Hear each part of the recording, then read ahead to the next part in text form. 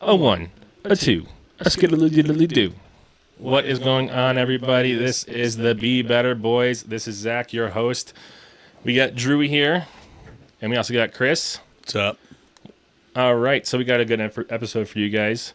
Hopefully, you guys are appreciating the production that we're putting a little bit more into this. All thanks to Drew. GoFundMe. So last week we were talking a lot about Cain and Abel, and I think it was a very good episode to talk about the three perspectives that we have. With that, I wanted to recap a little bit about that and kind of dive off into that a little bit more. Drew, you want to take it over? What you thought last week was a lot for you? How the spirit of Cain lives in everyone, just as in like Adam and Eve are the what do you call it again? The original sin originates with them? Yeah, or original sin originates through them. Yeah, so just as we inherited original sin from Adam and Eve, Cain is the spirit of selfishness and greed and all the negativity that comes from all of us. Agreed. Like it's inherent from Cain. Mm-hmm. What did you learn last week, if you learned anything? That when basically the world is an even playing field, and either you're going to take opportunities that are presented to you, or you're going to use those opportunities as obstacles to block you from achieving what you really want in life. Okay, I agree with all those. So the thing that I was trying to push across mainly was truth, and then the three perspectives. So you got, like I said, your perspective, their perspective, then you have the truth, which is God's perspective. Okay, that's. I thought you meant three perspectives in like all three of ours. Well, that too, but that's still it's a little bit of both right there. And but between the three of us, we're trying to find that center, though. Mm-hmm. Yeah. You know, middle ground. Yeah. So going back and like I said, recapping a little bit of last week, we talked about, like I said, how Cain he ended up seeing things more as a obstacle instead of an opportunity. He wanted to show just good enough instead of putting his best foot forward. Mediocre. Yeah, and having a spirit that is involved with it of appreciation and vigor. Yeah, like doing stuff just to get by is mediocrity, and it's just He settled on being average. That's all he wanted to be. Yeah, average. Just enough. Yeah, because it was seen as an inconvenience to him instead of something to be thankful for. Right. To overcome. Absolutely. So with that, I did want to talk about existence and what we do with that existence, like taking Cain and Abel. And I know we talked a lot about Cain's aspect, and then now let's talk about Abel a little bit more this week, because everyone's kind of easy to see the Cain because we're so worried to see the negative and stuff. But what does it mean to be an Abel? So I just wanted to add, the name Abel? No. I'm waiting for it. So I did, part of my assignment, reread Genesis 4, and I took notes. Oh, excuse me. There's the dogs. I didn't fart or anything. Okay. You sure? Yeah. All right. That was you earlier. Okay. Nasty. Genesis 4. My train of thought just went off. Genesis 4. So you're doing a deep dive into Genesis 4 because we talked about it last week. Yeah. So the one thing that I noticed, and I did skip, I read on my own accord the verse, and then I took my own notes and made my own conclusion, but then I didn't read the bottom of the page of the Bible. Yeah. There's the notes. In the actual verse, it says, and she gave birth to a man, and then she gave birth to his brother, or she brought a man into this world. Pull it up. It's just the way that the text is written. It emphasizes that it's Cain's story and not Abel's. Adam made love to his wife Eve, and she became pregnant, and she gave birth to Cain. She said, with the help of the Lord, I have brought forth a man. Yes. Later, she gave birth to his brother Abel. Yep. Okay. So why is it that when it's introducing Cain, it's brought forth a man, and then, and his brother Abel? Like, why did they not get the same introduction? Do you think birthright had a lot to do, though? So this is something it doesn't really touch a lot about it in this particular chapter in Genesis, but there is a lot to do when it comes to birthrights. And the oldest son is supposed to inherit the wealth of his father, his land, his sheep, all his property, and things like that. Right, but that's implied. When you're reading the Bible, you're reading it from a third-person perspective, so they're speaking to you. If he has a birthright, that would be implied as being the firstborn. So why is it written the way it is? Because why is he more glorified than his brother? In my opinion, I think it's because you're going to learn more of a lesson from Cain's perspective than Abel's. Yeah, and that's what they said in the subtext, is that it's Cain's stories, not Right. Abel's. Yeah. But with that, I always talk about the importance of stories, and obviously there's a lot more to Abel than we hear, and there's a lot more to Cain, and than just this one little chapter Right. in Genesis. But the reason that they're trying to emphasize on a highlighted area so much is because they're trying to get a lesson across for you to understand it and reason through it and come to a conclusion that aligns with truth. If you're looking at it through, If you're looking at it that way. if you look at all three perspectives, you can make sense. Yep. So, with that though, the birthright I think is important, and I think they bring up him being born first because it's trying to show you that he felt this sense of entitlement. That From the very beginning. yeah, he wakes up, he rolls out of bed feeling like, his stuff don't smell and everything else, and What kind of stuff? you know. But with that, I think it's showing that he felt like he was meant to be already chosen to have it easy in life because he already was assumed like just wait a little bit and I'm already going to have this. Abel will be, but he couldn't take it. I think that's why it's important for that aspect of the story. Who couldn't take it? Cain? Cain couldn't take the aspect that Abel was better than him, not because of his work, but because of his attitude. Right. It makes sense. Mm-hmm. What else did you understand, or what else did you learn? Mostly what I took away from it was God's response to Cain once he found out what he did. So if you read, I believe it was 10 or 12. Genesis, and the Lord said, "What have you done? Listen, your brother's blood cries out to me from the ground." Right there. So I think that is a almost like a foreshadowing, because if you go further and see what his, yeah. Go ahead. I was just keep going. I'm not trying to interrupt you. So then when you go further into verse 12, where he says something relentless wanderer. So I think that is meant to imply relentless as in it never stops, because you cannot go back from what you've done. Wander as in you will be forever lost because you have gone against my will and my way and you are cast out.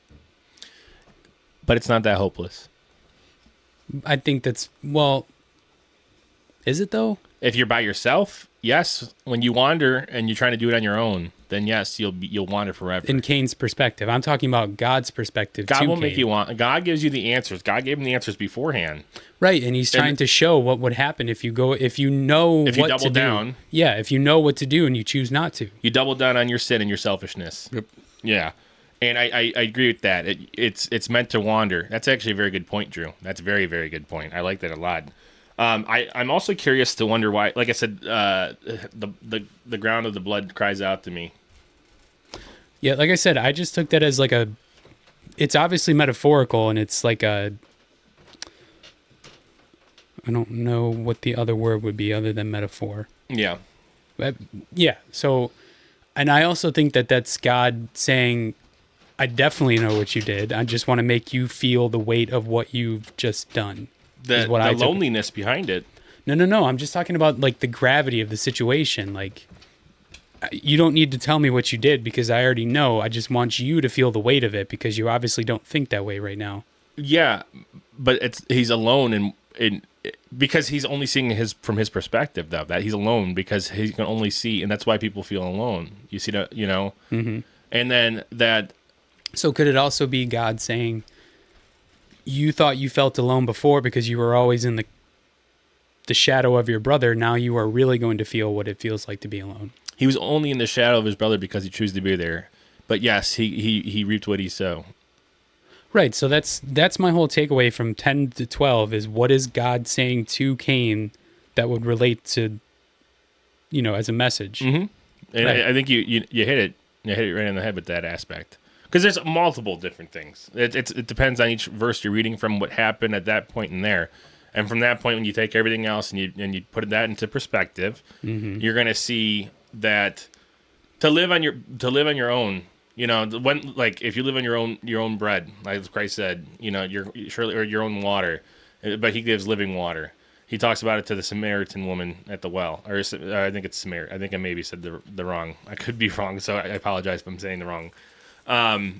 But it's just showing you that people that try to feed off their own beliefs will surely die. They can't live off. They're not made to metaphorically. Also spiritually. Well, yeah, but not like in the literal sense. So like much. You will. We are spiritual beings in a physical world. We're not physical beings in a spiritual world. Does that make sense? Yeah. We're spiritual beings, but we live in a physical world. That makes absolute sense. Yes, we're not. It's not a physical world with we're not living in a physical. And then once we cross we're not over, physical beings in a spiritual world. Once we cross over, then it becomes just spiritual. Right, but you actually get a new body too when that day comes. You won't have the same physical form when you go to heaven. But it's still all spiritual because there's no. I don't know. I don't have to worry about that though.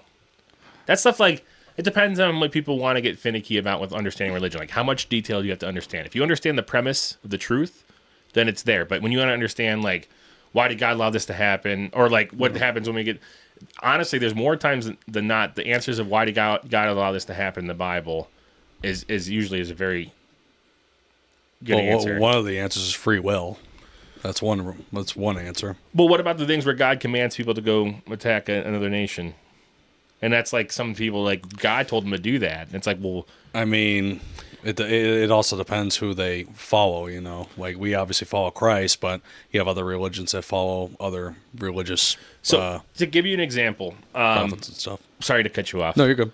To give you an example, I think it's the Canaanites. I could be wrong.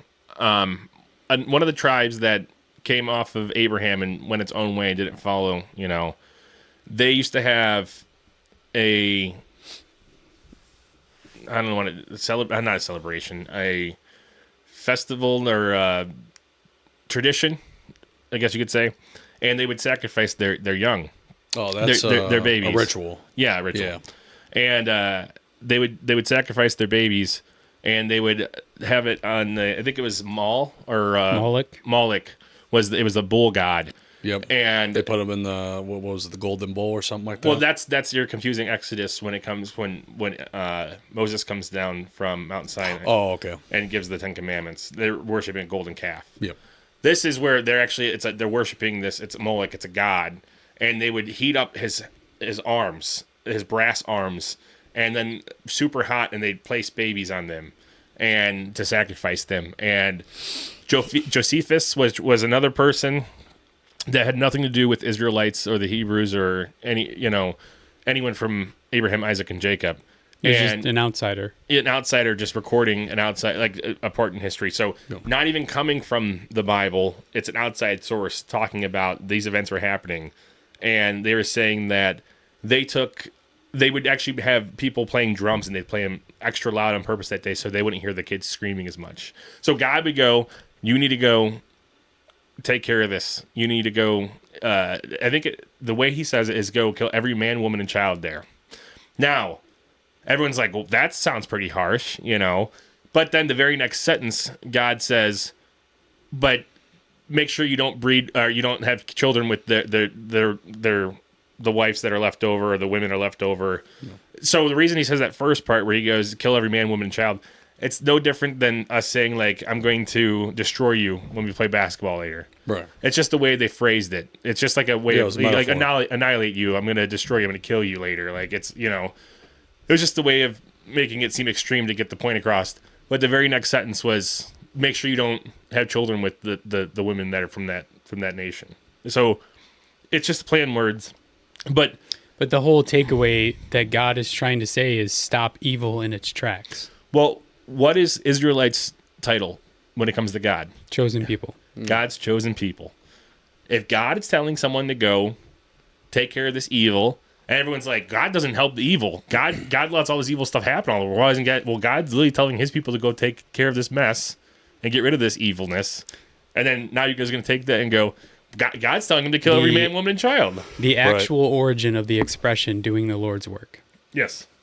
Well, and it's like I said, there's no better connection and tie to God's chosen people, and God telling him what to do, and then they end up going out and doing what he demanded. And the other thing is too, God's a painter. Who are we to say what the painting can be? It's also true. I'm thinking of something right off the top of my head. Do you know exactly what it is? No. Okay. I've showed it to you before. Do you want to pull it up? What is it? Was it Bob Ross? The Daredevil quote that I showed you? Sure, let's look it up, Drew. What is it? Just put Daredevil tapestry. Hold on. I'm serious. It's a very powerful quote from the show. Oh, that's right. They did make a show. I was thinking of like the old mid-2000s movie. No. Ben Affleck. Wake me up inside. Which, viewers, if you are curious, Daredevil is one of the best shows ever made. That's just, it's not a biased opinion, but it's just an opinion. All right, Drew. I got it right here. God's plan is like a beautiful tapestry, and the tragedy of being human is that we only get to see it from the back. That's all it says right there. That's not the whole thing. Oh. Well, hold on. I'll let you read it. But wait, there's more. The second one. God's plan is a beautiful tapestry, and the tragedy of being human is that we only get to see it from the back, with all its ragged threads and muddy colors. We don't get a hint at the true beauty that would be on the other side of it if we could see the whole pattern as God does. It's a good quote. So, given that, don't you think that applies to what we were just talking about as what they would question, why are we doing this? Why are we doing anything God says? No matter how minute or severe it would be. Because we don't know why or rhyme or reason, only God does. But I think God. So I agree with you. We can but never, it's not. We can never 100%. If we can understand God. But it's not wrong to question if He asks, to do something like that. Yeah, but God's not asking for blind faith either, though. God's not asking you just to you can't question me. You can't do any of that. No. God wants you to question if it's done in earnest. If you're being earnest and you're being honest and truthful, retain your faith. But you're not trying to be. God knows when you're lying, and even though you know when you're lying to yourself, but you in a sense, those prayers where you get really desperate and you call out to people or you call out to God, but sometimes you lie to God, like I'm doing this because of this. It's like God knows why you're really doing that, exactly. and it's always people don't tend to think that way at all ever, and that's where I said is it selfishness or is it actually they just can't handle the truth, Another aspect of things when it comes to the truth and all this is people that are depressed, I feel like they're people that their body can't go on lying to themselves anymore. They're playing this character of what they believe to be true, but it's not set in truth, and their body just is rejecting it, and it's literally it comes out physical at that point where it just can't take the lie anymore. That's what I really feel like depression comes from. I feel like they're lost too. Yeah, they reject faith, and that's why they'll forever be lost. Because they can't handle truth. Right. Do you think... so here's a question. Statistically, if you look at the depression rate in just the country alone, how many of those people are Christian or of another faith, or how many of them are atheist or don't have any religious views at all? There's studies to back up that Christian people have more of are happier in life. Mm-hmm. Oh, absolutely. Yeah, there's a lot of studies behind that. There's a lot of studies behind marriage, and there's a lot of studies behind communion. Like, there's so many studies behind all that crazy stuff. So, crazy. Now, I know we're getting off topic a lot, but I actually really like this conversation. I really like what you said about the wandering with Cain. I do think, though, the way we talk about things, like I said before, and it's kind of tying it all back together, was talking about selfishness and people not being able to see that they're lying to themselves. Because some people, it's like I said, the whole depression thing. But there is a power of words. and the way you talk about things. And when I was telling everyone that sin is selfishness, that's I thought long and hard about this aspect of life. Like I was saying before, is if I tell you that they're just being selfish, you're going to see them that way, and it's not what we're trying to do, because it only gives you this one perspective. Right. But when you start seeing it as people are broken, they can't handle truth, so they lie to themselves. It shows you how important words are. So it's the same way like we talked about with politics. I know we talked a lot about politics before, and then we'll definitely get into politics with the Tower of Babel, because we're going to get into that in a minute. What was I getting at? Power of words and the way you talk about something. So if I said someone's selfish, and you see it that way, and you start telling yourself that all the time, then you're going to only see them that way. Right. So you have to be concerned with how you talk about things, and what the aim of the things that you're trying to accomplish through words. Words are beautiful. Words are actually really beautiful. If you understand communication, the fact that I can say something, if I do it the right way, and the right tone, and the right approach, and with the right spirit behind it, then you can really make a difference. It's a key to everyone. It's really a key to everyone. If you say it right, and you do it, and you could read them and get to know them, and that's empathy, and that's all about seeing their perspective, but still lining it with truth and seeing like how they can. Well, you said it, just there is tone, is you could say one word, but you could also say it like a million different ways, and it would change the outcome of everything. And that's your perspective, God's perspective, and their perspective. Yeah. Because how do they pick it up? Well, they, as in the other person in the conversation, could see it one way, but you meant it another way. Mm-hmm. Yeah, I agree. It's just how they perceive it, and now they think that's truth, but it's not. It's just based on how they feel about it. Does that make sense? Right. And only God knows the truth of the outcome. Yeah. But how many times do you guys get snippy with someone right away on accident, and then me and Chris have never done it, and you just see, though, you say, like, I'm sorry, it's this, but you're like, no, I was just being, you'll make up an excuse of, like, I'm sorry, I'm hungry, or I don't feel good.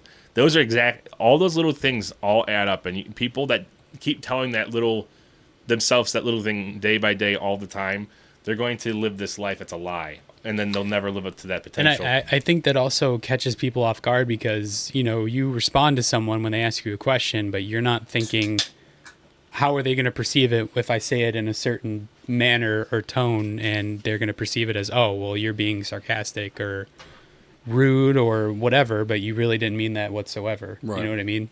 You're just answering it honestly and answering their question. You ever notice those people that get really short really quick, and they take everything offensively?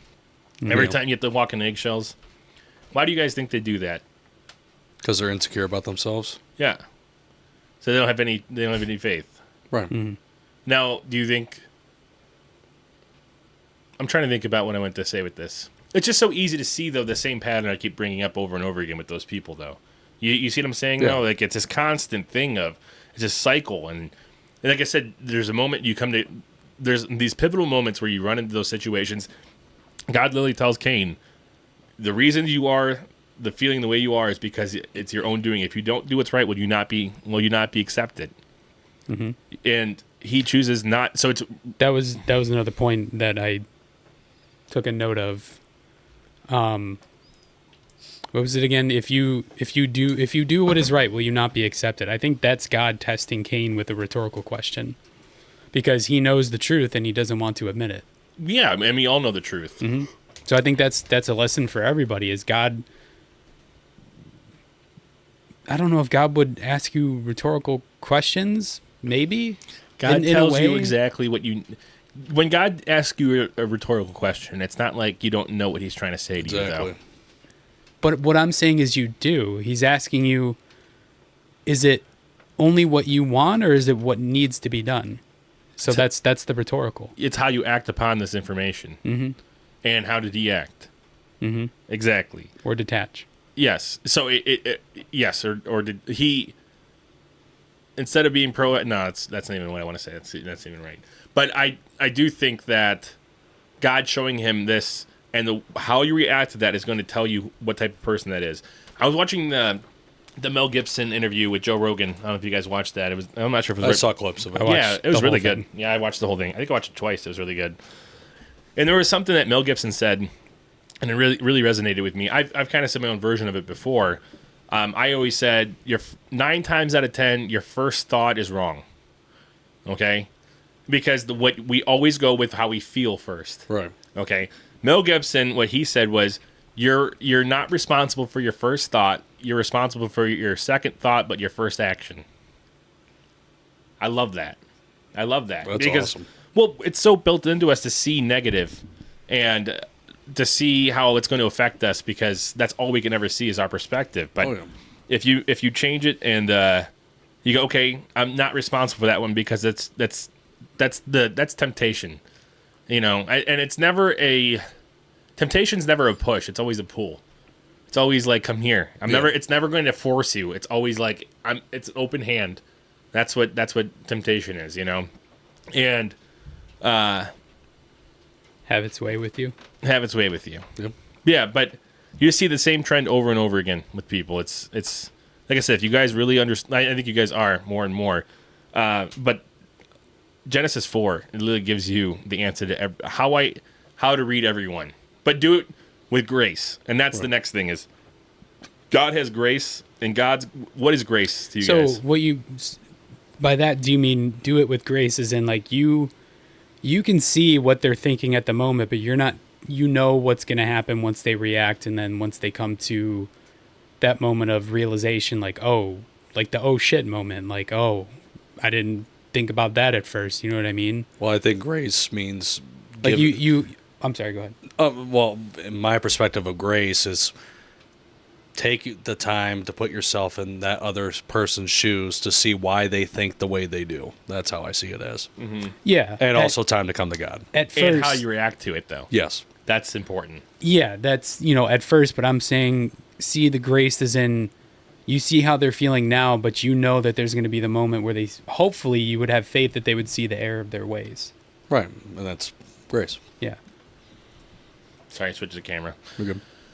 So grace for me, grace is a very big concept. I know it's just a word that people say, but they don't really think of the meaning behind it in all aspects.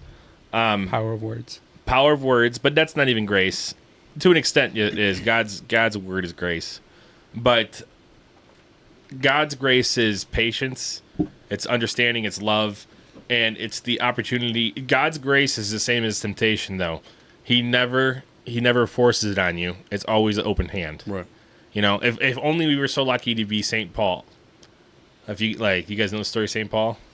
Not really, no. So it's a saint. So he wrote almost majority of the New Testament. He was Saul before he became Paul, and after Christ was crucified, there was a ton of Hebrews that were getting together, and Saul was in charge of finding Christians and executing them because they were going against the Pharisees, right, and the faith of the Jews. So he ends up doing this over and over. He ends up killing another saint. I think it's Mark. I could be wrong. That's an awesome story too. It's in Romans, I think it is. And wait, he did what to Mark? He ends up stoning Mark to death. Not the disciple. Yeah, not disciple. Okay. Mark was never a disciple, by the way. Apostle. Matthew, Mark, Luke, and John. He was not an apostle. What was he? He was actually a scribe. I think he might be a scribe for Saul, but it wasn't that. It might be Luke or Mark. I know so.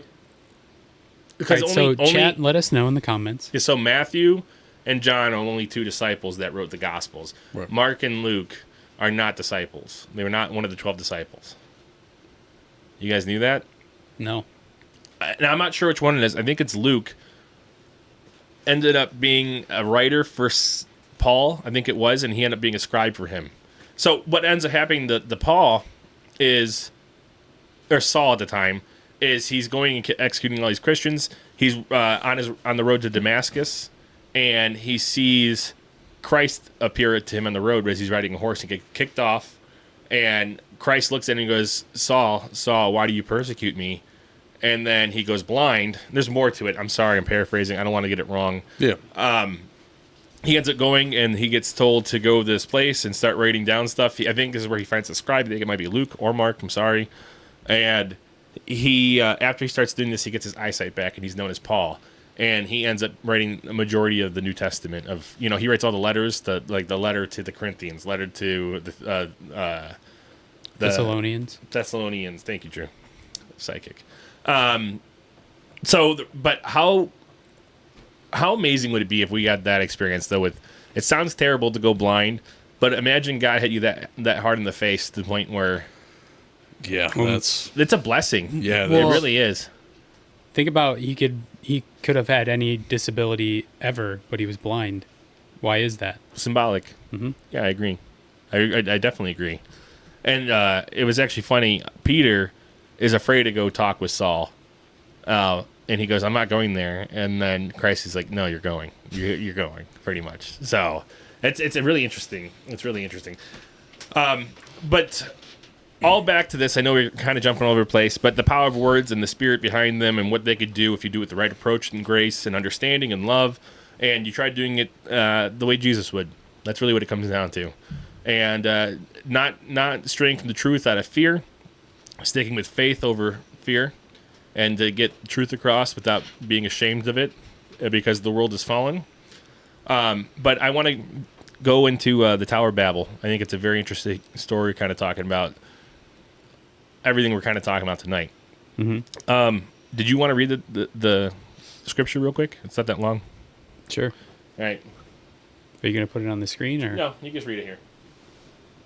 Genesis 11. Oh, this is worse than being called on in class. Just Genesis 11 until it gets the next blue lines. Blue lines. Just go. Now the whole world had one language and a common speech. As people moved eastward, they found a plain in Sinir, and settled there. They said to each other, "Come, let's make bricks and bake them thoroughly." They used brick instead of stones and tar for mortar. Then they said, "Come, let us build ourselves a city with a tower that reaches to the heavens. So that way we may make a name for ourselves, otherwise we will be scattered over the face of the whole earth." But the Lord came down to the city and the tower the people were building. The Lord said, "If as one people speaking the same language they have begun to do this, then nothing they plan to do will be impossible for them. Come, let us go down and confuse their language so that they will not understand each other." So the Lord scattered them there. The Lord scattered from there over all the earth, and they stopped building the city. That is why it is called Babel, because there the Lord confused the language of the whole world. Yeah. How fitting for you to read that. And he's messing up the whole time. I'm just messing. From there the Lord scattered them over the face of the whole earth. That should be it. All right. So the reason why that's important is, first of all, it shows you the power of words.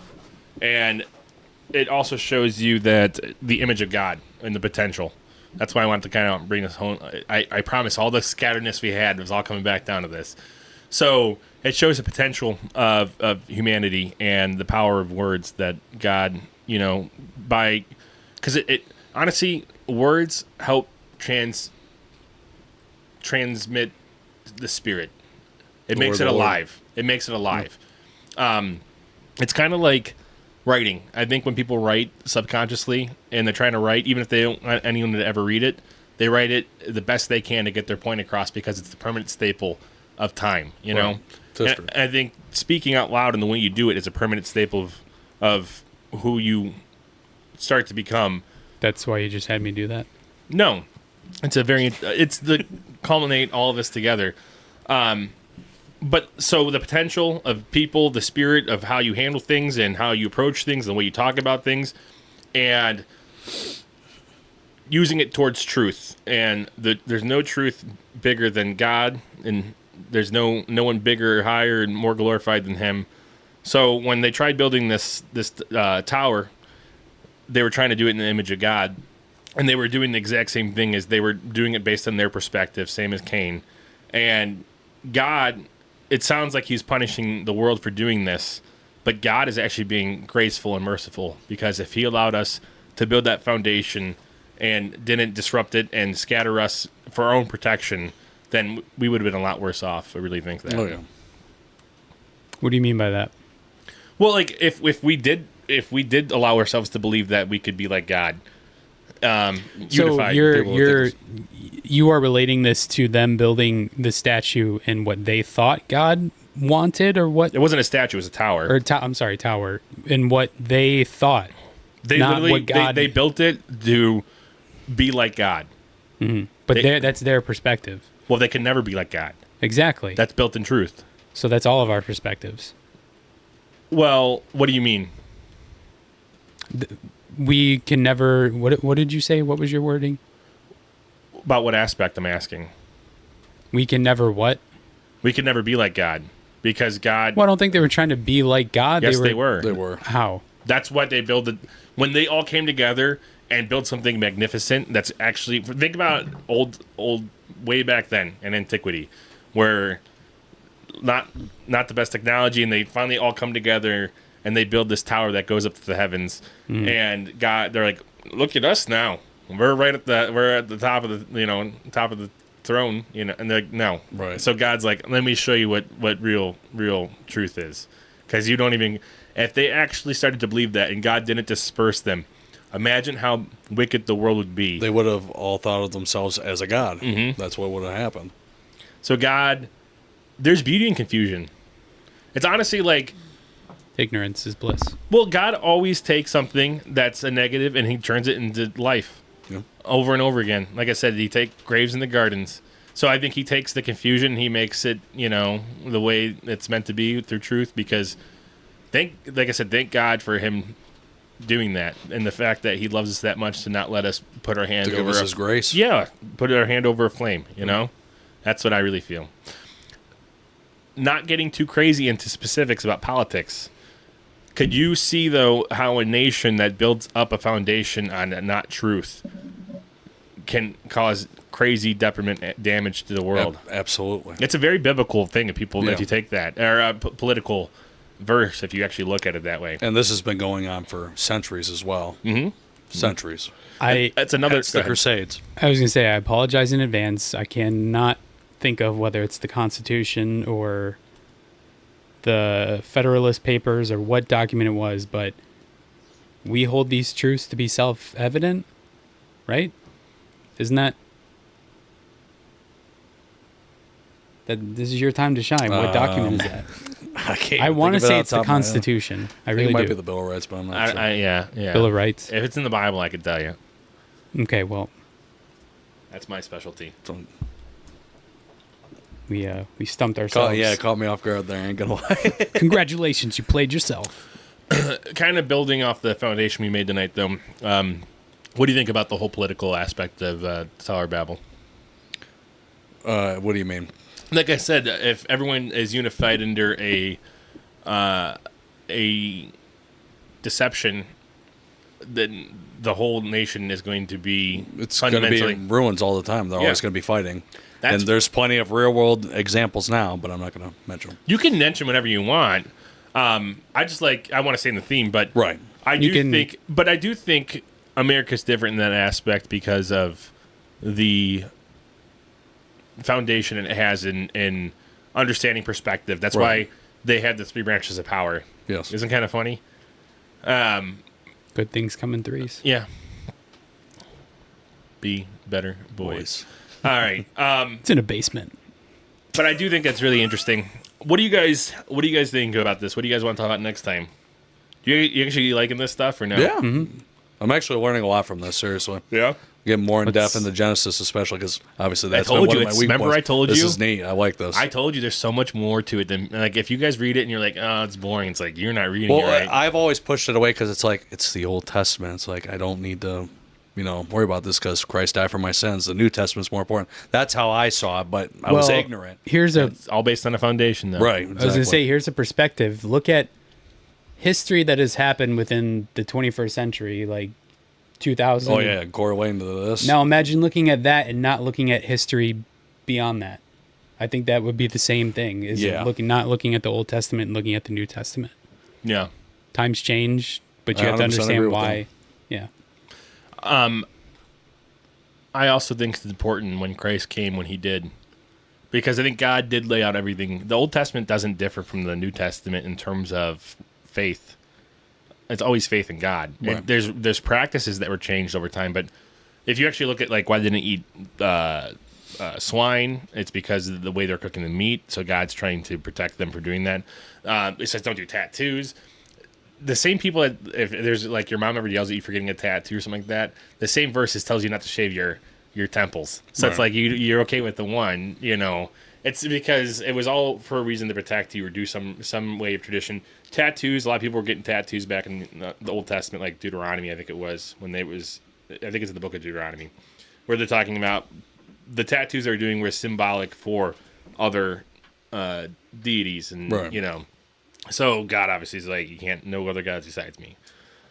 I don't know. I like this stuff. I really think this is where I shine. I want to do more of this stuff. What do you guys want to do next time? What do you guys want to talk about? Is there anything deep that I would, honestly, I thought of this one a half an hour before you guys came over for Tower Babel.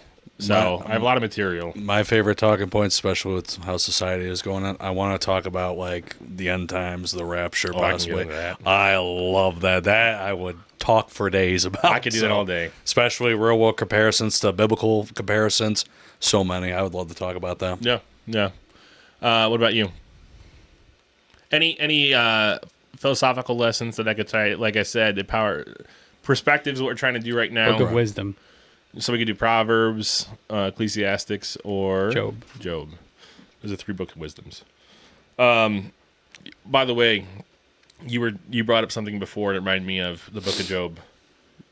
I forgot what it was. You talked about God knowing better than all of us, and like who are we to say it? That literally is the same answer in book of Job. But we'll get into that another day. Yeah, but different lesson. Okay. I agree. I have one thing I would like to talk about and see it from this person's perspective. The Book of Enoch. Okay. I would love to talk about that because I've heard so much about it. Yeah, I want to. I can talk to you a little bit about Yeah. it. I'm not an expert in it, but it's not considered canon. Right. Yeah, and It's just it's interesting. a lot of the reason why people like the book of Enoch is because there's a lot of spiritual warfare in there, about Right. angels and demons.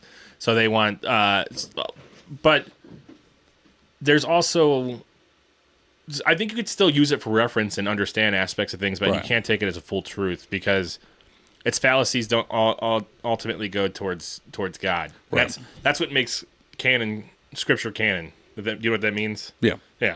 Do you know what that means? Canon? Yeah, it means it's part of something. I'm saying, yeah, but there's obviously a lot of books. There's like the Book of Barnabas. There's there's all the Book of Mary. It's supposed to be in Book of Thomas. Now these are all supposed to be like everyone's like, should we take these as a part of the Bible? But a lot of them, there's a lot of actually archaeological history behind it, saying this is. You can look at the way it's written, some of the names they use. This is so far behind. This So- one, go ahead. I was going to say, in summary, they are written at the same time, but different perspectives. Right. That's No. Yes. Not necessarily. No, because they could be written at the same time, but it could be not canon. It doesn't have to do with the time that it has to do with it. It has to do with what it's trying. If it's all matching the same truth, and that it's Yeah. consistently. Yeah. Right. But there's more to it than you think there is. I can promise you. There's so Well, much yeah, more to it it would than you just think be there like the is. eyewitnesses who saw Christ resurrect. Maybe they didn't all see the same thing at the same time, but they all witnessed the same thing. So, right? Sure. That's literally what you're saying. Yeah. What I'm trying to say is there's a lot of Maybe- requirements for it to be canon, much more than I can tell you, because there's more than you. There's so much requirements for it to be. So, like, maybe someone saw him come out of the tomb. Maybe someone saw him outside of the tomb a day later. Like, it's Yes. Yeah. Yes, and you're taking all those as context clues in how to make sure if it's real or not. yeah. That you're investigating it. Mm-hmm. And it's like, if the Roman soldiers were there and they left their post, surely they'd be executed. If they were told to stay there for 3 days because they're worried about a revolution of the Jewish people coming and stealing the body of Christ, and like, oh look, he's not there. And they left their post, but they literally ran to Caesar, or not Caesar, to Pilate, claiming that they first of all they lied at first, and then secondly they told him what he'd actually seen, but they were going to be put to death because they got put to death because of that, because they knew if they left, but they were so terrified of the angel coming down, and then they said they came down like lightning, and he sat upon the tomb, and they freaked out and ran away. That's like an example. Or another context clues is how many times you tell a story from someone that you've heard or you've seen something, and they come in and they kind of say it the same. It's a little bit different. Right. If it's exactly word for word the same, that'd be very suspicious. Example, why don't we tell the story about St. Patrick's Day of 2012? Let's not. Let's not do that one. Maybe another time. I really like this, though. I'm glad you guys are on board with this idea a little bit more. I like this. Yeah. I think we could do a lot of good. I like the idea of asking questions more. I like that we're all asking questions and seeing stuff. And then, but yeah, I'm excited for the next one for sure. Yeah. That was a good episode. I concur. Are you okay with that one? Yeah. Okay. All right, guys. Well, I think that's all for us today. Anyone want to say anything before we leave?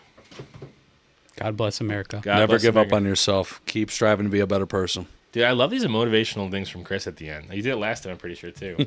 All right, guys. We'll see you next time. Thank you so much for Lift tuning weights, go to bed, go to the gym in. And remember, every day. be better boy. We'll see you guys next time. Adios. Love you, boys.